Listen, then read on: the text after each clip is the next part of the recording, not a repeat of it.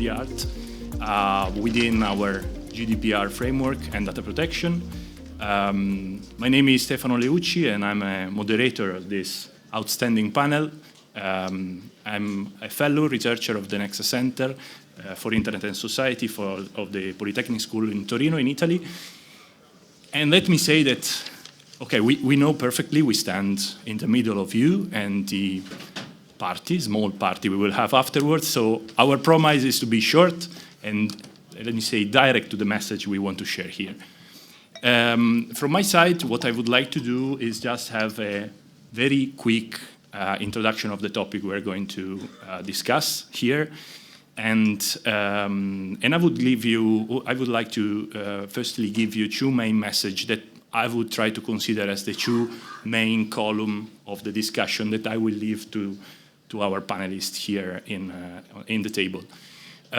Firstly, as you can see in the program, we are talking about security measures, Article 32 of the GDPR. I think the most of us here are let me say, involved in the data protection landscape, legally or technically speaking. And we consider this a very important obligation that is out in the blue from years, even before let me say, the directive that was out in the 1995. My perception of the situation now is that we are talking about an obligation, but we should consider this security measure obligation in a more broad sense. We should recover ourselves that is not just an obligation, it is also a principle installed in Article 5 of the GDPR.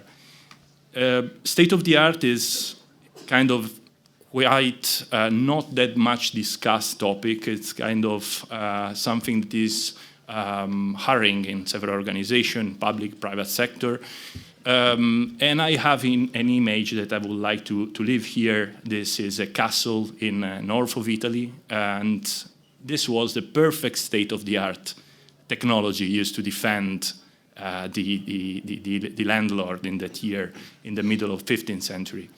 But now things are changing a lot. So how much important it is to be aligned with the state of the art in our world, and how much faster things are changing and continuously changing in this domain.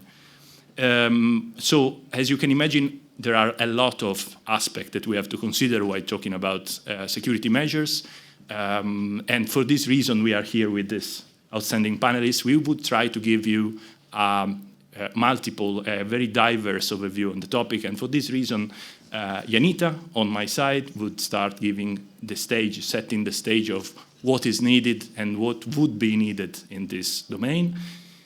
We will go then to Giuseppe, that is a lawyer, but he would give us a very interesting perception of the topic from the economic perspective. So what does it cost to comply to this obligation? We will go then to Prokopios from ENISA, who would give us a technical overview of this matter that is absolutely a very important element. Last but not least, Irene, that would explore a very important element that relates to security measures between code of conduct and certification. Let me say the last thing, security in our domain is not just security of data. Security is about the processing of data. It is, in my mind, broader than just let me say, the very physical and technical aspect of securing personal data. And I would leave the floor with this last provocative element to Janita. Janita is a PhD researcher at Radboud University. And Janita, the floor is yours. Yeah, thank you very much. And to the audience, of course, thank you all for coming to our panel. As Stefano explained, we'll talk about the state-of-the-art today, the element within the context of the security obligations from the GDPR. And my role today is kind of set the stage and discuss this element in its legal context. And for that, the Articles 5 and 32 GDPR are important. They oblige data controllers and data processors to take appropriate security measures. Yes, of course. They oblige data controllers and data processors to take appropriate security measures in order to ensure a level of security that's appropriate to the risk. And the state of the art is just one of the elements that has to be taken into account while assessing which measures are appropriate. But the notion of appropriateness itself is still very vague. And that's why, before we can really discuss the role of the state of the art within this notion of appropriate and within the obligations of the GDPR, we first have to take a look at the notion of appropriate itself and see if there's anything that can be said about the meaning of this notion. So, when it comes to determining which security measures are appropriate, circumstances are very important. This means that what data controllers and data processors have to do in order to comply with these obligations can really differ from case to case. The elements mentioned in Article 32 that have to be taken into account while assessing which measures are appropriate and of which the state of the art is one, they give some kind of guidance, but they also leave a lot open. When we look at them, we will see that, for example, nowhere is explained what appropriate means, what the threshold for it is, how the elements from Article 32 relate to each other, or what their gravity is, and it's also unknown how we can determine what other elements might be relevant. It's almost like it obliges us to bake a healthy cake while only giving some of the ingredients needed, saying nothing about the amount of those ingredients that we'll need, and without explaining what is considered to be healthy. So in order to make this notion of appropriate more clear, it has to be interpreted. And according to the European Court of Justice, whenever we interpret one of the elements of EU law, we need to do this in the light of the aims pursued by the directive or regulation and the system it establishes. The goal of the GDPR is dual. It's of course about the protection of fundamental rights, but it's also about the free movement of personal data. It could mean that we have to see how security fits in within this balancing of goals. However, if we look at the case law from the European Court of Justice, it really stands out that whenever it has to interpret one of the notions of the GDPR in the light of this aim of the GDPR itself, it really focuses on the meaning of the fundamental rights as they are laid down in the Charter. And we see that, for example, when the court explains some notions that really have to do with the scope of the GDPR, like personal data and data controller. And as a result of this way of interpreting, it interprets these notions in a very broad way. And by doing this, the court tries to, in its own words, ensure an effective and complete protection of data subjects. So let's see if this interpretation method, so to call, can also be used for the interpretation of the security obligations and the word of appropriate within that. When it comes to the protection of fundamental rights, it's of course especially the right to the protection of personal data that's of relevance within the context of the GDPR. This right is relatively new, and it's still pretty unclear what an effective and complete protection of data subjects actually requires. What we do know, Stefano already touched upon this, is that with the GDPR, a new emphasis has been put on the security of personal data. And we can conclude this from a comparison between the GDPR and its predecessor, the Data Protection Directive. Because both of them contain certain principles, the principles regarding the processing of personal data. And these principles really lay at the core of the regulation and the directive. And they all mention something that has to be assured whenever personal data is being processed.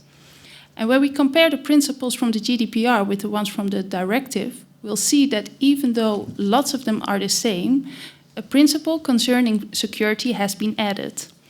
And this implicates that that the security of personal data is very important for the protection of the right to the protection of personal data, and might even be one of its core elements. However, that still doesn't really say anything about the level or kind of security that needs to be in place. everybody kind of agrees on the fact that there's no such thing as 100% security and that this is also not what the law requires. The word appropriate for surely expresses that. But then, what is needed? And is there anything that we can take away from the way the court interprets these other notions when trying to find out what can consider to be appropriate? I think we can, even though it will stay quite general. In my opinion, taking appropriate security measures and ensuring an appropriate level of security would at least mean that the fundamental rights of the data subjects have to be protected. A natural follow-up question would of course be, when can these rights consider to be protected? And that's quite hard to say. When we look at Article 32, it becomes clear that one of the most important elements when assessing the appropriate level of security, so not as much the measures, but the level itself, are the risks involved. And this makes kind of sense, since it's of course the realization of these risks that will really harm data subjects. So, in order to be appropriate, security should at least be aimed at the mitigations of the risks that threaten the realization of this right to the protection of personal data. Interesting in this context is yet again the principle concerning security. Because if we take another look at it, it kind of stands out that this principle is qualified as the principle concerning confidentiality and integrity. And this title might implicate that for the protection of the fundamental rights, it's especially the risks concerning confidentiality and integrity that have to be taken into account. And this, of course, does not mean that the other important security goals like availability and resilience do not play a big role within the protection of personal data. But it does mean that it's the confidentiality and integrity breaches that can really lead up to a high fine, and that these are the two security goals that should always be protected. And this, finally, brings me to the central topic of this panel, the state-of-the-art criterion. In the area of security, there are a lot of developments, and these developments can see on the risks as well as on the measures. In order to keep security appropriate, it has to be updated. The state-of-the-art element expresses this. It's kind of the preservative of the cake. But what kind of developments do really result in an obligation to update your security system?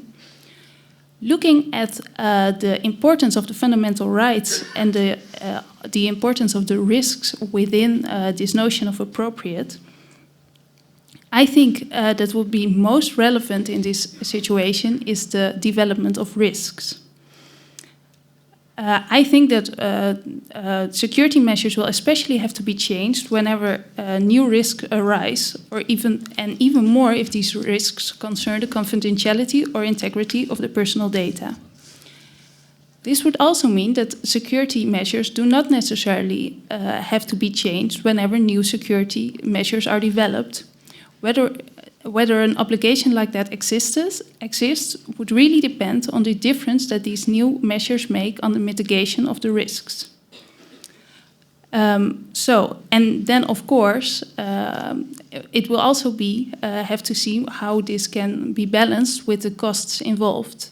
And that's what Giuseppe will be talking more about now. Very good. Thank you, Janita, for your oversight on this quite debatable principle. And I would pass the floor now to Giuseppe Vaciago. Giuseppe is a lawyer, is within RNP Legal, and the founder of a legal tech company called LT42. Giuseppe. Okay, many thanks. Can you change the slide? So, the photo that you can see shows two football players. One is Claudio Gentile and the other one is Maradona. And this photo was made in 1982 when Italy won the World Championship, the World Cup. And that year, I think that Claudio Gentile applied, we could say, a general accepted rules of football. basically, this general accepted rules was to foul Maradona, avoiding the risk, the major risk that was the red card. And Maradona in 1982 represent the existing scientific knowledge and research. But after 4 years, Argentina won the championship, the World Cup, unfortunately beating Belgium in semi-final and Germany in final. And at that time, Maradona became the general accepted rules of football. What does it mean? It means that basically I think that football and technology always change. This is the idea that I have. And we need also to take care at the change that sometimes are really, really fast. And because the tactics of defend and offend in the technology and also perhaps in football needs to be always updated and controlled and monitored. So starting from this assumption, in my short speech, I will present the relation between state-of-the-art and risk assessment, the relation between state-of-the-art and cost, and the relation between the state-of-the-art and the context. I think that basically, if we start from the risk assessment side, I recently wrote a little part of a WP of a HC 2020 project called Cybersecurity for Europe. And in this paper, I compared 4 EU law, basically the PST2, the eIDAS, the GDPR, and the NIS directive. And I compared these 4 EU law on the side of the security measure, because there is a lot of similarity in the security measures that are imposed in these 4 EU law. And we have basically the business continuity and disaster recovery requirement, and then we have the data protection by design, the security by design and by default, and then we have also the reporting and notification obligation. But most of all, for me, the most important is the certification need, and obviously also the code of conduct for what regard the GDPR. And I think that when we talk about the risk assessment, I just want to mention the recital 53 of the NIS directive that says that to avoid imposing a disproportionate financial and administrative burden, the requirements should be proportionate and to the risk, take into account the state of the art. So I think that this kind of word, disproportionate, is really important for me. And now I arrive at the more delicate part of my speech, because I know that what I will say could be a little bit provocative and probably is not correct from an academical and theoretical point of view, but it's important to take in consideration the cost of this kind of aspect of the state of the art. And when we talk at the cost, we need to think at 2 main costs. The first is the reputational cost for me, that is a consequence of a possible violation of Article 32, and the second cost is obviously the sanction cost. And if you accept that there is a tension between the cost and the state of the art definition, and this is an assumption that could be a debatable assumption, we need to see, especially for what regard the sanction, how is the situation in Europe. And for me, it's not a good situation. I don't want to waste your time because this is not the topic, but just to give you an overview of another research that I made with Isabella Oldani, that is also present here, about all the sanctions made in Europe regarding Article 32, and we see that for what we know, we have 47 sanctions, and but of these 47 sanctions regarding Article 32, just was applied just from 17 countries respect of the 28 member states. So not all the member states made any kind of sanction regarding Article 32.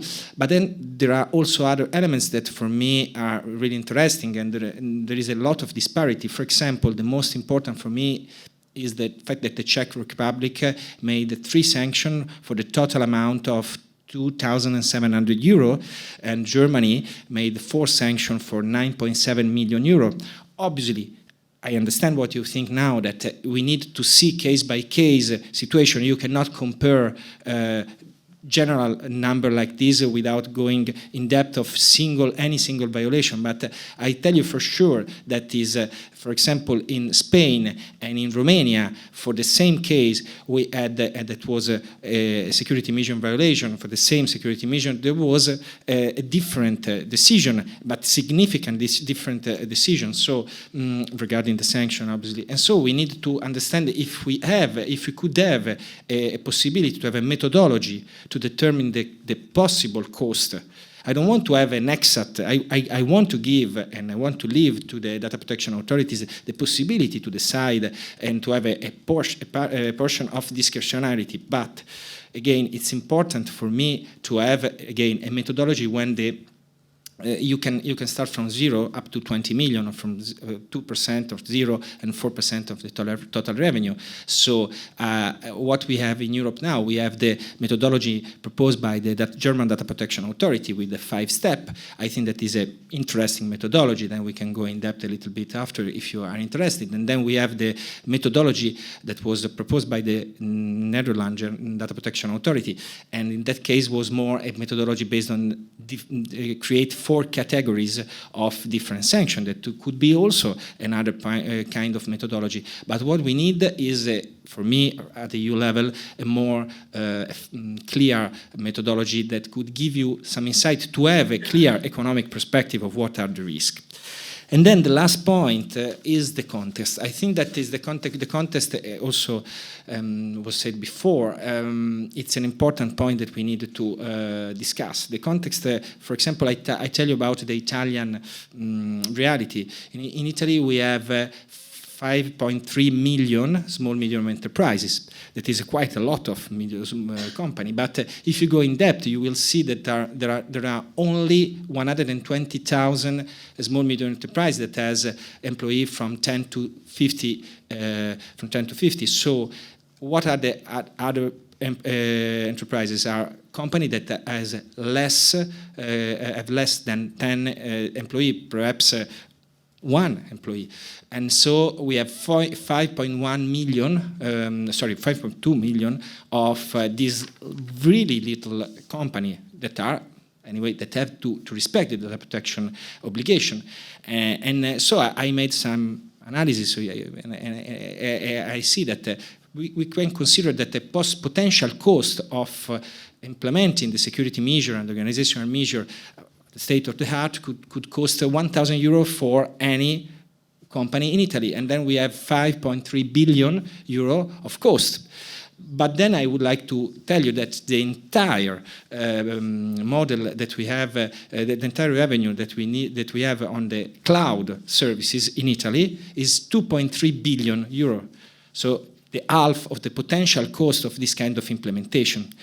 So what is the solution? And then I leave the floor to Prokopios, but my is more regarding Irene, because my idea is that certification process is absolutely necessary, because we need to find a solution to solve this kind of little reality and the context and the different context, because we cannot now even if the GDPR obviously says the importance to differentiate the requirement based on accountability, but we need to have a more clear process, and the certification for me is the solution to solve this kind of disparity.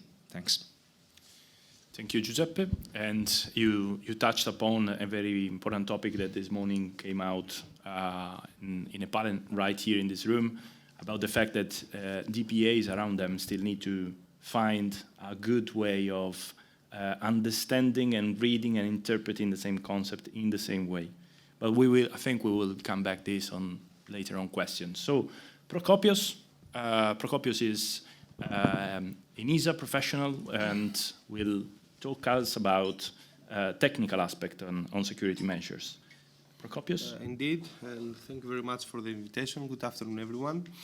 Well, as you can see on the slide, one of the mottos we have deployed over the past couple of years at ENISA with regards to GDPR and security measures is security for privacy.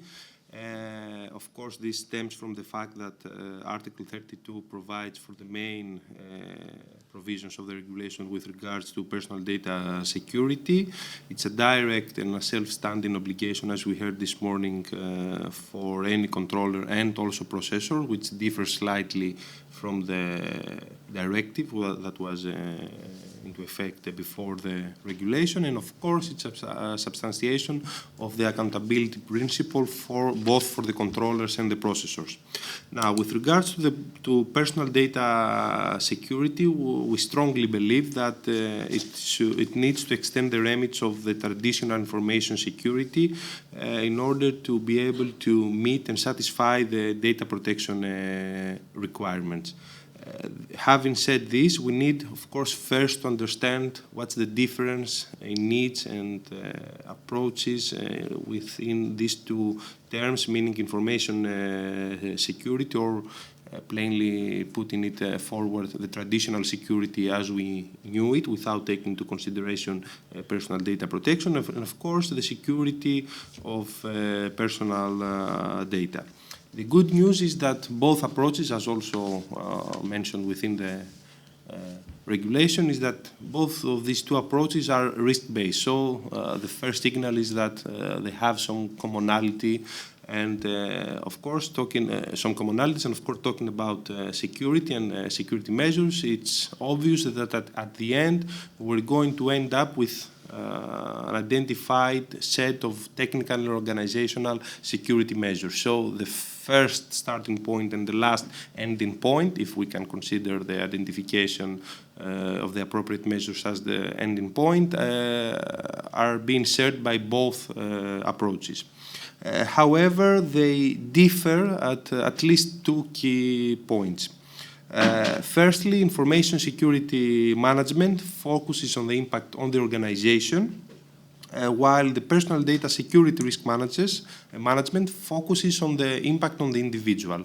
This might sound a little bit trivial or not that important, since at the end of the day, in order to calculate the overall level of risk, we have to take into account a level of impact, even if it regards the individual or the organization. However, when we enter into more specific example or use cases, this might change a little bit the balances on the equation. Secondly, and even more importantly or equally importantly, we have to also take into account the fact that under personal data security risk management, risk cannot be accepted. So acceptance of risk, which is commonly way forward within information security management, this cannot happen within the personal data security risk management, because we're trying to protect the individual and defend his rights and freedoms. So even by just identifying these two differentiating factors, it seems that we need a different kind of approach, even if we start from the same risk-based approach concept and we end up with selecting appropriate technical and organizational security measures. We need a different approach with regards to personal data security. It's not as severe or as strange as it might sound. There have been already some approaches published either by the national data protection authorities or by ENISA or other EU bodies with regards to how one organization, data controller or processor, could evaluate the level of risk with regards to the personal data security and identify appropriate security measures. And even the recently published framework by NIST identifies this difference and tried to put forward a combined approach. However, this need for a combined approach is what we are missing, or what we should be looking for, in order not to have to undertake the same exercise twice and at the end up with technical organizational measures that have to be either repeated or combined. So assuming we undertake the exercise and we end up with an example, with the proposal for having to deploy the log files within our information system. Now, we may end up with a situation where the traditional information security risk management proposes as a good practice that we need to retain, assuming 2 years of our log files. However, the personal data security risk management approach proposes that we should retain the log files for 1 year. Of course, the example is rather dummy and simple, but it's a way to depict that at the end, even if we end up getting the proposal for the same cybersecurity measure, or information security measure, stemming from different needs to cover different purposes, we might even then end up with discrepancies with regards to its implementation. So a rather common way forward, a commonly accepted approach has to be identified. And might not only be with regards to the retention period, but also to the data contained within the log. So in order to avoid having the information security officer and the data protection officer fighting for whichever approach will prevail at the end, we need to come up with a commonly accepted approach that will combine the risk management approach that will combine traditional information security management and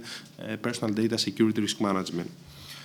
Since GDPR entered into effect, there are already some approaches put forward with regards to how to make these two ends meet. We heard today in the morning a combined approach, practical approach from the collaboration of Clean and ALSI. And of course, we should not forget to mention the recently published ISO 27701 standard as an extension to the 27 series standard, which tries to complement the traditional information security management. I'm not saying traditional in a bad way, but just to show that it's already there. It's something that everybody within the information security working around the information security domain is familiar and comfortable working with. So in order to completely change the world, perhaps we must consider on building up something that it's already there, it's already acceptable, and has already proved to be working. So there are already some practical approaches out there, best experience and best practices. But after doing all this and saying that indeed we have identified a common way forward, are we really done with completing or satisfying the requirements of Article 32? Perhaps yes or no, because as Janita mentioned at the beginning, there are also some more minor aspects with regards to the main principle under the Article 42, or even provisions stemming from Article 25 with regards to the privacy engineering, privacy by design, by default. So we indeed find a medium way to manage the balance between having to keep the logs for 2 years or for 1 year in a way that satisfied both the requirements. But how about rethinking this whole process and from the security by design principle, which is more or less already embedded with the traditional information security management approaches, moving towards to the privacy by design approach and privacy engineering approaches. So as we solved kindly the first problem, now we are facing a new problem in having to rethink, even for deploying a new set of security measures from scratch, or revisiting the already deployed information security measures, but in order to also cover Article 32 provisions. We did the risk management, but now we have to also take into account the privacy engineering aspect so that we cover also the Article 25 provisions. So how, through finding these compromises, we end up with identifying what is actually the state of the art? Honestly speaking, when I heard the first time the state of the art, I perceived this as being something that is rather innovative and really works and solve two problems at the same time, rather than being able to solve only once as the traditional approaches would do. So hearing something like homomorphic encryption would be a very good technical implementation security measure. With regards to meeting a requirement for encryption. But is this fully the notion of state of the art? or perhaps the state-of-the-art should be also considered based on the experience and the expertise built upon after combining the two approaches and also introducing a little bit of notion of privacy engineering and ending up with technical or organizational measures and practices that really work, that this could also be considered as state-of-the-art or even state-of-the-art experience and expertise from already deploying something and putting forward something that indeed manages to solve two problems by deploying only one solution. This is rather an open-ended question, but I just wanted to infuse a little bit of the state-of-the-art notion with regards to building up experience, but not focusing only on deploying a new security measure, but building up on the experience of combining approaches and expertise from both traditional information security management and personal data security risk management. Very good. Thank you, Prokopios. Yes, also, I think a lot of questions came out of my mind, and for sure in our audience. Let's prepare them. But last but not least, I want to leave the floor to Irene.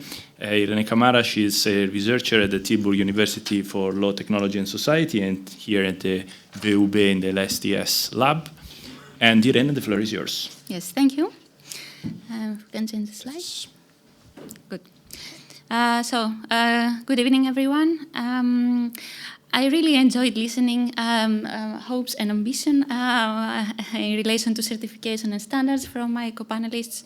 So I think it's a good lead to what I have to say. My question today for this panel is, for this contribution, is whether data controllers and processors can resort to certifications, codes of conduct, and standards to determine the state of the art in data security for processing. So a hint is, the reply is yes, but of course under conditions, because it's going to be a legal approach, so yeah, yes, under conditions. Yes.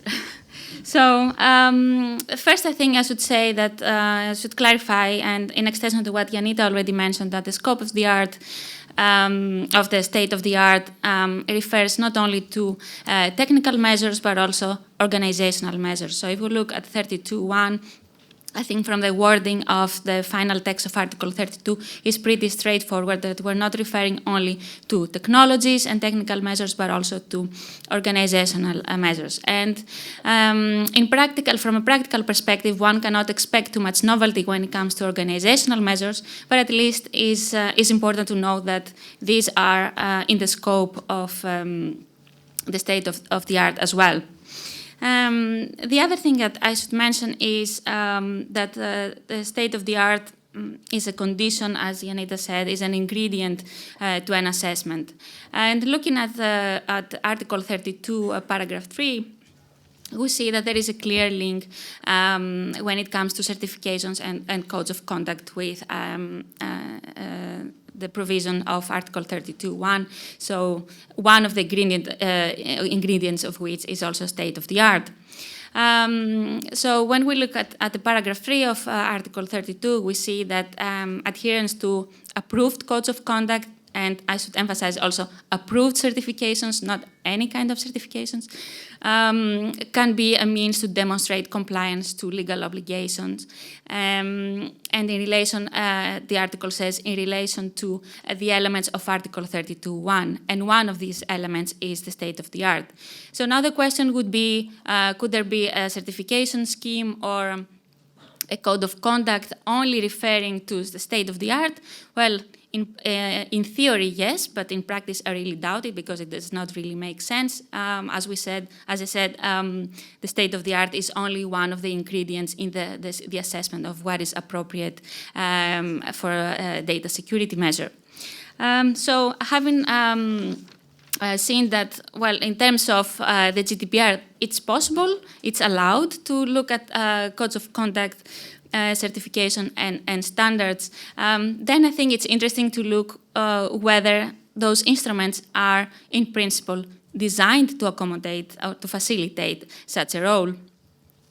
And I'm going to refer not only to codes of conduct and certifications, but also to standards, because in practice, standards are the backbone of certification. So the Article 42 certifications are, let's say, kind of unique model. The data protection certification mechanisms of Article 42 and 43 are a new system that is introduced and is not necessarily relying to technical standards, like ISO standards, for example. But in practice, in other areas, we see that certifications are mainly based on technical standards. So I think this should be part of this reply.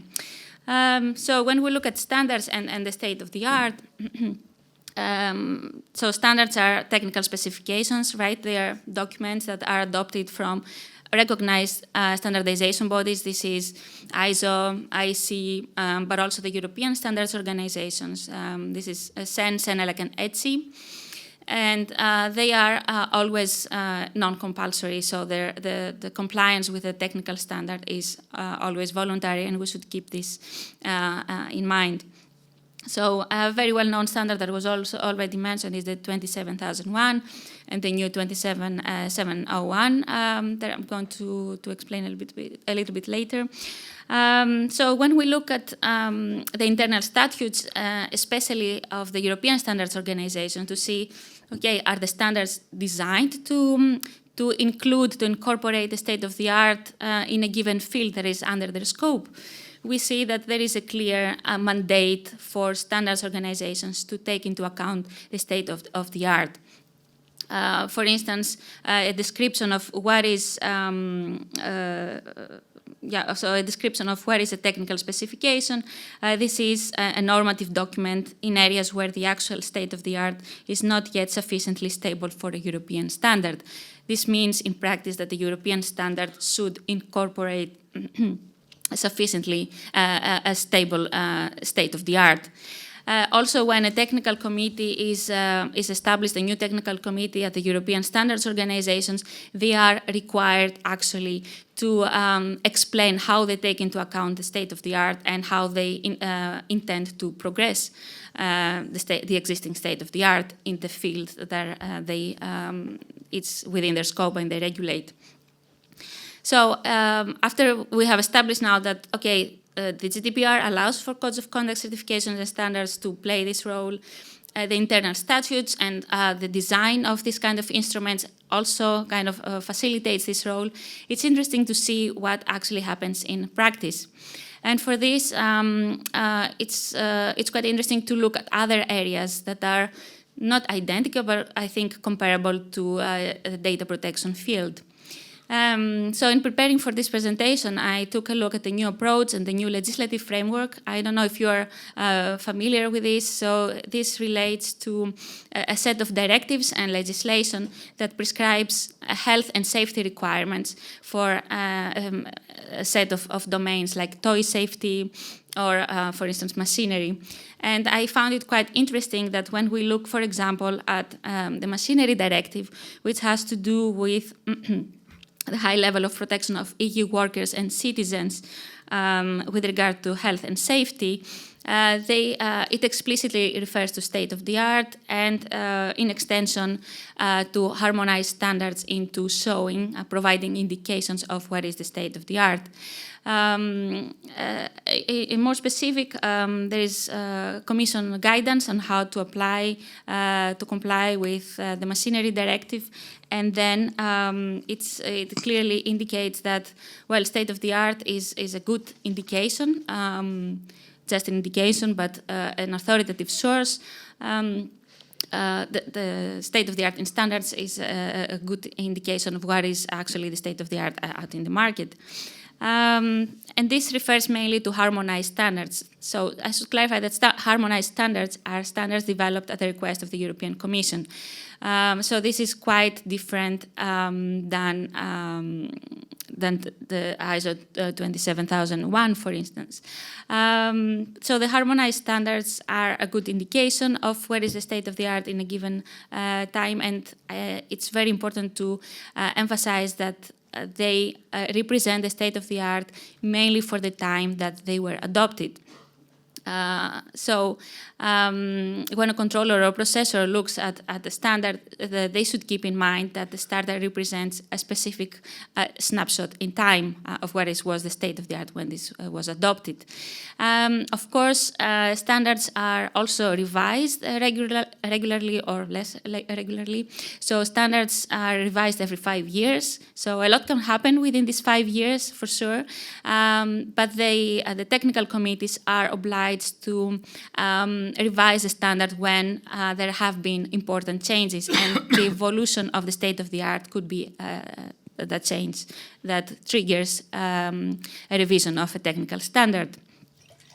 I think this Commission guidance with regard to the Machinery Directive is also very useful because it refers not only to harmonized standards but also to non-harmonized standards. So this could be an international standard, and I think the 27701 standard on privacy information management systems belongs to this category, so it can be classified there. These kind of non-harmonized standards, which are also national standards, international standards, but also draft European standards, so standards that are not yet adopted, they can certainly provide indications as well, but of course they don't have the legal effects of a harmonized standard, which is compliance, a conformity of compliance with the legislation. So as an authoritative source, harmonized and non-harmonized standards are okay to provide an indication of what is the state of the art in a given field, and in this specific case, in the organizational and technical measures in relation to data security. When we look at approved certifications, codes of conduct, and the state of the art, where the situation is a bit diverse, I think this is mainly because there haven't been too many developments. Well, at this stage, we did a study last year for the European Commission at the Tilburg Institute for Law, Technology and Society, and we looked at the number of certifications that were already in the market, and we saw that there is a quite diverse approach on how certifications take into account the state-of-the-art requirement. So there were, I would say, two different models. One was that certifications with either, so the first one was that certifications would look at specific measures, and they would expect from controllers and processors to implement specific technical and organizational measures in relation to data security. So this is one side that resembles this model quite to technical standards. And the other model was that certifications that were asking the evaluator to assess whether the controller or processor actually takes into account the state of the art. So in this case, they didn't really provide a list of technical measures that are considered to be state-of-the-art, but they were relying more on the assessment and the expertise of the individual auditor or assessor from the certification body. And this quite diverse model, of course, can lead to diverse results as well. So I think that's also something for the data protection authorities to consider when they approve certifications. They should take a look how its certification mechanism incorporates the state-of-the-art requirement and whether they actually take it into account or they leave it at the discretion of the auditor. The situation is quite similar when it comes to codes of conduct. I saw the Dutch Data Protection Authority recently, I think in last August, approved a code of conduct on ICT, and the situation was quite similar when they didn't really provide what is the state of the art. They just said, well, controller processor needs to take into account the state of the art. I think just to conclude with 3 points. The first is that yes, standards mainly, but also to a lesser extent, codes of conduct and certifications can provide indications on where is the state of the art at a certain time. The state of the art is quite a dynamic concept, so we should always keep this in mind when we refer to authoritative sources like standards, certifications, and these kind of instruments. And the last thing is that there can be no document actually that really precisely provides what is the state of the art in relation to a given data processing operation and the security measures, because this is really a contextual thing and a case-by-case evaluation, because you also need to look at the other ingredients in the assessment. So this is pretty much from my side. Thank you, yep. Thank you, Irene. Yes, you shed light on a very important aspect, in my opinion, is the importance of the organization on this code of conduct and certification, both on the management of security measure and on the design of the process of personal data. No? So thank you very much. So since the time is quite running out, and I would open the floor for questions from our audience. So floor is yours, really, at this stage. We all are very eager. Please. Thank you. Name is Dan Bogdanov from Cybernetica Estonia.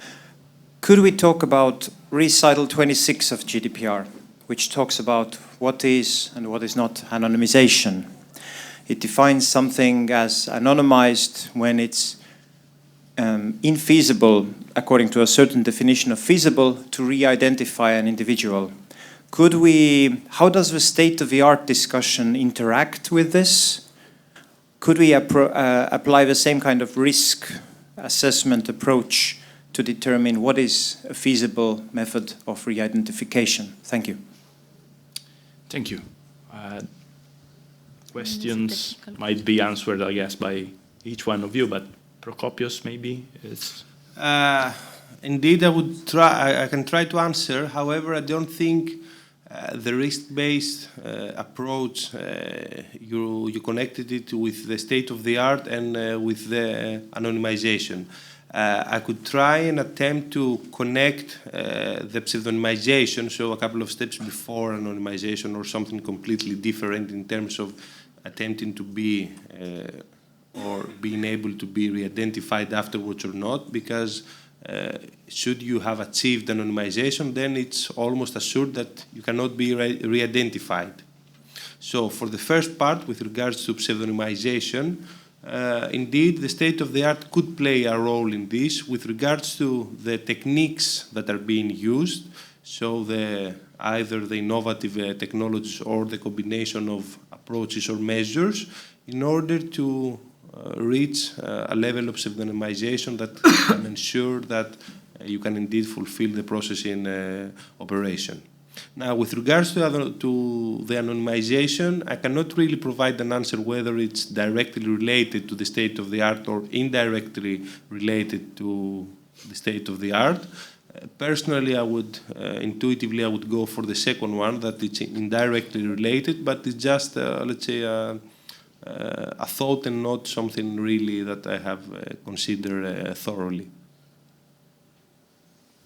Thank you, Prokopios. I don't know if other panelists would like to reply. Otherwise, let's go for a second question. Yes, please. I will take mine. I'm DPO in Latvia, and my question is, you said that there is not many cases when fines are about Article 32, but there is about Article 5 confidentiality principle. Does it not help, and do we exactly show that this fine for violation is exactly about Article 32? Okay, so I think it's more for Giuseppe, this question. Yes, if I understand well, I think that basically you say that we need to figure out that there are other possibility to find the Article 32. If I understand well, or because the point, if this is the point, I agree with you.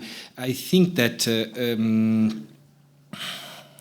I answer with another question. So I don't know if what I said before regarding the importance to have a methodology or to have more certainty of the sanction is good, because basically I think that it's also important to see the context of the different member states. For example, you have the Estonia and Denmark that has a position completely different regarding fines. So there is no administrative fine in some member states. So we have this kind of extremely different approach that we need to consider. And perhaps we need to have a more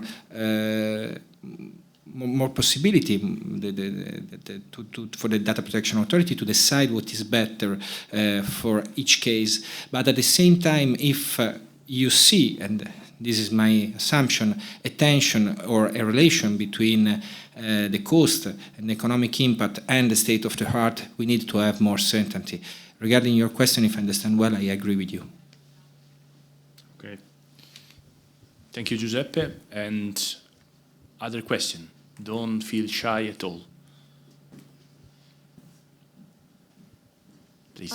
Hello, my name is Alexandra Hamut, RSM Germany. So my question is with regard to ISO standards and in general different standardization and certificates, because you mentioned that sometimes the auditor should decide if the company is compliant or not. So I'm, as a cybersecurity auditor, can't decide it sometimes. Because just to correct you, I didn't say should. I said that this is what happens in practice. Exactly. Yeah, so in practice, me as a cybersecurity auditor, I can't decide, because sometimes, especially the small companies and the middle-sized companies, they simply try, first they do the self-assessment, and when I see the results of self-assessment, they try to cover everything, all the gaps and leaks with ISO, especially ISO 27001, and I think that's simply not enough. So. But on the other hand, I see that for the middle-sized companies, it is not possible to buy all the possible standards and certificates, and it's just they don't have the budget for that. So what do you think, what is the right balance? So how can they compliant with the GDPR and technical requirements as well? Okay, that's a big question. Yeah, so I refer to what is happening in practice. If you ask my opinion, I think a certification mechanism should include a manual for the auditor. So it should include a manual for the auditor on how to assess the certification criteria, and very detailed criteria that are not just repeating the legislation. So you read the legal provision, then you see the equivalent criterion is just a question reversed in a question, but then they really break down the requirements of what is each provision about. Now, when it comes to what standards organizations can buy and how they should go for, whether they should go for certification and for which kind of certification, that's really depending on the needs of each organization. I think from the study that we did at Tilt, we asked actually why an organization would go for a certificate or not, and the replies in a survey that we did were actually if the DPA or the Commission would endorse it, if it would give us like a competitive advantage, but this is not always the case, that a competitive advantage is offered. So it really depends on the needs of each organization. And we should also keep in mind that compliance with standards as such is not really offering any legal consequences when it comes to the GDPR, but conformity to data protection, approved data protection certifications might be a factor that will reduce a fine when you look at Article 83. So the choice of whether you should go for standards or certifications and which certifications is depending on many factors, and the needs of each organization, for sure, the internal needs are part of this as well. Okay. Stefano? Yes. If I may, I will try and be a little bit provocative with regards to what Irene shared for the manual for the auditors, drawing just from the experience on the traditional information security certification, or provocative in a good way, don't get me wrong. So I do not recall within the ISO 27 auditor guidance or certification, when you're being asked as an auditor to check, let's say, whether the organization has a firewall deployed or something equivalent, I really don't remember, to being asked which ports exactly to check on the firewall. So I think that this is not the case. My thought is that indeed it would be very interesting and very productive and helpful to provide a set of guidelines both to the auditor and the applicant for the certification, but wouldn't this be a little bit restrictive afterwards? Because whatever you write, you cannot really change it after 2 months with regards to what do they have to do. And perhaps it could make the certification, the guidance that specific that you would have to then repeat it within, if it was meant for a healthcare context, then you would have to repeat it for a travel agency context. Then you would have to repeat it for perhaps for all the sectors under the NIS directive that Giuseppe mentioned. It's just a thought, but again, I'm drawing the experience from the Cybersecurity Act negotiations where this guidance was discussed whether to be included or not. And then it's, because you mentioned in your question that medium enterprises cannot really go for all the certification, perhaps we need to revisit, I know it's really wishful thinking, but why are we really going for the certifications? Is it for the competitive advantage? The starting point is to get a competitive advantage, or even for the smaller ones that are trying their best to tick their boxes by saying, yeah, but this can also serve as a dual purpose equipment, or they just want to improve their information or cybersecurity posture and then use as a secondary effect the certification, even a self-assessment one, as a competitive advantage. This was just an open question or a personal reflection, and sorry for being provocative. No, very much welcome. For sure, questions might come also from panelists, to other panelists. Yes, we have a question on the back side. Hello, my name is Sebastian, and I'm very curious if do you think that the requirements from the Article 32 that we are talking now, the security requirements could be introduced in a future AI regulation? And if yes, do you think that should be done in a similar fashion or not? And if no, how do you think that the legislator should do that? Thank you very much. Thank you very much. Quite a complex question in my mind. And what do you mean AI regulation? General. So we know that the Commission is working right on the next AI regulation, and let's say that in the AI regulation could be similar to the GDPR regulation, you know, where you will have like the person or the entity that is using the AI software, you know. So basically I'm thinking if an entity that will use an AI software should have this kind of security measures, because some softwares might not be secured, right? So then when you're using an AI software as an entity, you might have some provisions, and you might secure that kind of software, not just to plug in and to working with it. If I may, sure. I think that it's a little bit too risky, even from a practical point of view, to attempt to introduce specific security requirements in a legislative instrument. Drawing from the experience from the NIS directive, from the GDPR, and even from the Cybersecurity Act, I think that we need to be flexible in terms with regards to specific requirements. In your case, with regards to your question, information security. So perhaps we could use the certification that Irene mentioned earlier as the flexible vehicle to really put forward the tangible requirements and keep the primary legal instrument, the regulation, the GDPR, or the one you implied on the AI, as something that is stable, so that only additional supplementary flexible vehicles such as certification schemes could support it, and not having to reinvent the actual regulation or directive or whatever every time we see something changing at the state of the art, or that cybersecurity landscape. Yes. Thank you. I saw another hands raising. Yes, please.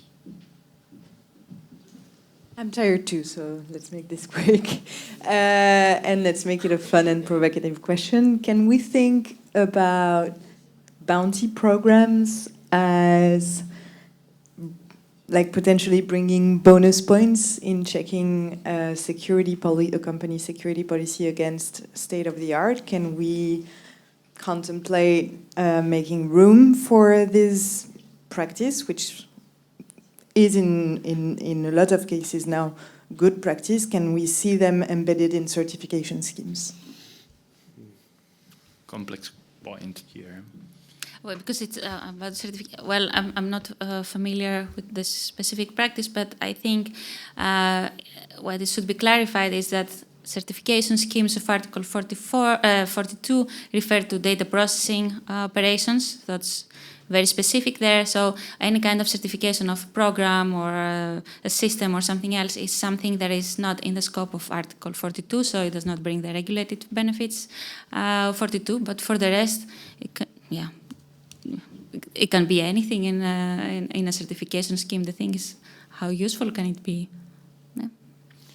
Yeah, maybe if I can add just one point on this, and sorry for intervening, every tool that can help to nudge controllers, processor, stakeholders in the data protection landscape can also help in the overall picture of protecting what we want to protect. And I would recommend to stay focused on the main purpose and not continue working in a circular way on the measures, the security measures that are a tool for doing something, and to be always clear about what we want to achieve. And this kind of approach, I remember this, I've seen kind of approach in audit methodologies applied in budget, innovative and not that much used, and they are going to be explored and so on. But it was working when I saw this in some years ago, 2 years ago, and now I'm not following this issue, but I strongly suggest to go in deep in this point, because it might be a good way for nudging, as I said. And then I guess Giuseppe was Yes, thinking. just one word, because I totally agree with you, Stefano, and with you. I think that we need to incentivize this kind of process, because what I've seen in my professional experience is the difficult to create effectiveness on this kind of approach. And so when there was the other person from the audience that said that the problem is the budget, I think again that is the problem, and we need to have we need to arrive at a point where the reality of the GDPR is not only a theoretical approach. So I think that we need to simplify as much as possible also the certification process, because again we have not only multinational, we have a lot of small companies that in the supply chain scenario could create a lot of mess if they don't have the minimal standard, not the state of the art, but also the minimal standard. Sorry. Yes. The very last question. Otherwise, I have one. What is the state of the art? Let me just make a final question to Janita. And my question would be, we have spoken about GDPR, and GDPR are the most spoken letters today and the 2 days that are coming, I guess. But what about other normative frameworks that involve security and security measures? We know, and discussions that are saying that if you comply with Article 32 and with the GDPR in general, you are compliant to the highest level of protection you can have in the field. But which role can have accuracy and state of the art in other normative framework, and how can we consider the fact that we are complying with the GDPR in different regulatory contexts like NIS, Cybersecurity Act, and so on and so forth? Yes, yeah, I've heard that statement as well. That if you comply to Article 32 GDPR, then you must comply to the similar obligations for mostly the NIS directive as well. I guess this really comes down to the question: what does appropriate mean in these different contexts? And since the aims of the directive or the regulation are a very important part for determining what appropriate is, I do not think that you can say that meeting Article 32 GDPR will also mean that you meet the similar obligations from the NIS directive. And especially since the GDPR might be a bit more focused on the confidentiality and integrity part, while I haven't really looked into the NIS directive, but I believe it's mostly about availability there, so I do think that this will be different things, so you cannot make this statement. Okay, very clear. Okay, so I would say thank you to all the panelists, to the audience, to the organization that help us, and we see at the cocktail, but first to the epic award ceremony. Thank you all.